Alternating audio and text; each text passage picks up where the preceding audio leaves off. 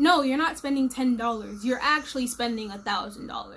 Why are you worried about looking good now when you should be worried about being free later? You're buying these shoes that could very possibly be worthless within the next 10 years, and the trend is going to change within the next 1 to 2.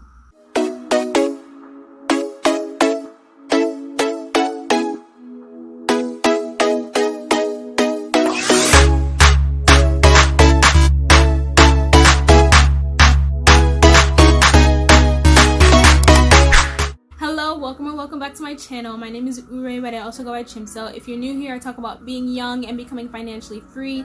If you're returning, hey guys, I hope you all are doing well on your journey to reclaim your childhood and your freedom through financial literacy. Today, I want to talk about the real value of money. Before I get into today's video, I just want to say that I'm giving y'all culture. I'm giving y'all gele. I'm giving y'all traditional bracelet. I just want you guys to appreciate the culture that I'm giving you today. As we are all on our journey to claiming back our childhood through financial literacy and financial freedom, the base of this is understanding what money is really worth. The basis of money and money growth is compound interest. Compound interest is basically just interest on interest, and this is how everything works. This is how investments grow. This is how real estate gets more value over time. This is how you're paying 3 times as much of your student loan debt than what you were originally supposed to pay. This is how gas used to be worth like 15 cents back in the day, and it's now worth $5. Hashtag gas crisis. In math class, we learned about interest and compound interest, but interest is basically a percentage of money. So let's say you have $10 and somebody is charging you 10% interest on that for giving it to you, right? Or let's say that you'll be getting back 10% each year, just as regular interest each year on that $10. So first it'll be worth $10. That's just at 0 time. Then after 1 year it'll be worth $11. And then after 2 years it'll be worth $12, and then it just keeps going like that, because 10% of $10 is $1, and each year you're adding 10% of that original money. Compound interest is interest on top of interest. So let's just use the whole 10% of $10 again. So at 0 time it'll be $10, and then at 1 year it'll be $11, right? Because 10% of 10 is 1. And then at 2 years it'll be $12.10, because 10% of 11, not 10, that's where the interest on interest comes on. 10% of $11 is $1.10. And then after 3 years it'll be $13.30, because you're doing 10% of 12.10 instead of 10% of 11 instead of 10% of $10.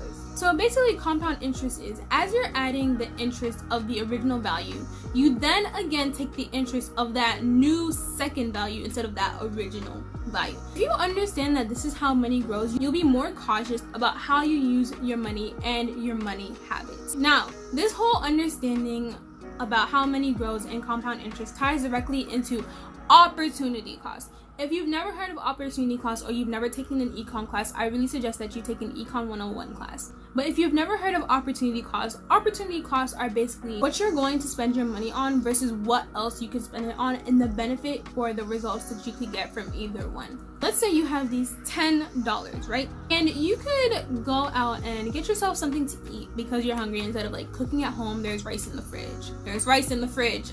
So you go out and you go to McDonald's and you buy yourself honestly, McDonald's doesn't even cost up to $10. You go out and you go to Wendy's.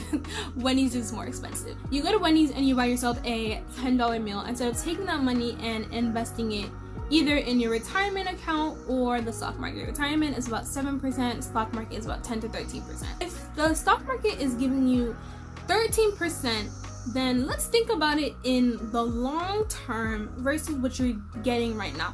The benefit of you getting that meal right now is satisfying your hunger for a few hours, because literally a couple hours later you're going to get hungry again, and you're never going to see that money back.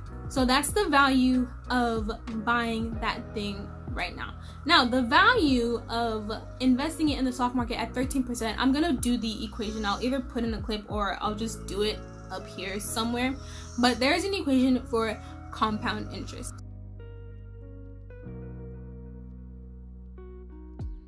So the original amount, the P, is $10, and let's just say over 20 years. So we plug it into the equation, do all the maths. The $10 that I have right now in 20 years will be worth this much, in the stock market at 13% interest rate. Now think about it. Are you really spending that $10 or are you spending this amount that you could have had in 20 years?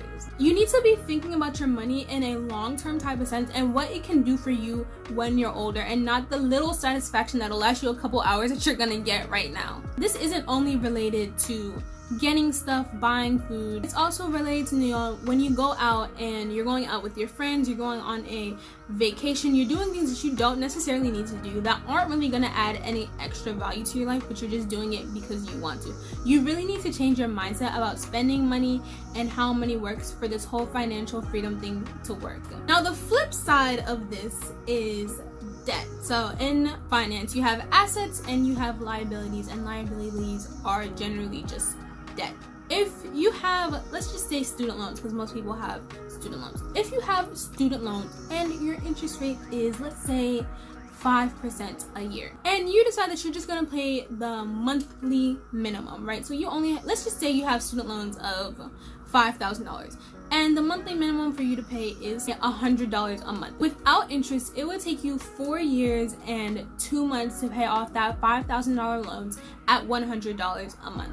But no loan that you ever get is gonna have 0 interest. So if the amount of loan that you own is compounding at a rate of 5% each year, you're not gonna be paying $5,000 in the end. We're gonna do the quick math as well. This one is a little different because the money is not just adding up, you are paying it off as you're doing that. So after the first year, you have paid off $1,200 of that $5,000 loan. So you have $3,800 left to pay. At the end of that year, it's gonna be compounded at 5%, and then the value will no longer be $3,800. It'll be almost $4,000. It'll be $3,990. So you just added about another $200 onto the debt, which means it'll take you an extra 2 months to pay off that loan. This is if you're paying the minimum monthly amount. And that's only after the first year. You just added 2 months. And as the years go on, it's just gonna keep adding on top of that value. So you just have to pay longer and longer. So I'm gonna do the quick maths. I'm gonna insert a clip. And this is how much you'll have to pay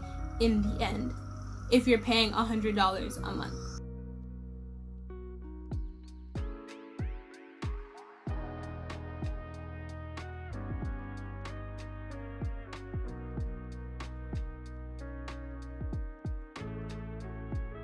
So if you have any debt, do not settle for the monthly minimum amount. The longer that you're paying off loans, the more money that you're giving to the company, and you're taking more opportunity costs, because the money that you're paying to them could be money that you could be using to invest into other things, which will give you more money in the end. You're not just paying them $5,000 to start off with. You might end up paying them $7,000. And are you really only paying them $7,000, or are you taking away $30,000 from your future? This is how you should be thinking about money, and this is how money actually works in the real world. It all starts in your mind and how you think about things, because once you change your mindset, you'll start to see things differently and you start to move and act differently and accordingly. I talked about compound interest, I talked about opportunity cost, and I talked about long-term growth and mindset. Just remember, the money that you're spending now and that you're paying other people is not just money now. It's money that you could have had and that could have multiplied within the next 20 to 30 years. Think about it like that and you'll start acting differently with your money. But that is all I have for you guys today. If you have any comments about what you liked or what you learned in this video, go ahead and drop it down below. If you would like to see me do any other videos, also comment down below and I will take those into consideration. But like, comment, and subscribe if you like this video, and if you like this content, watch any of my other videos that pop up on the side or in the end screen. But I will talk to you guys later, and always remember to ask why. Bye. I'm just sweating. As in, like, it's just hot in here. So cute. Inflate.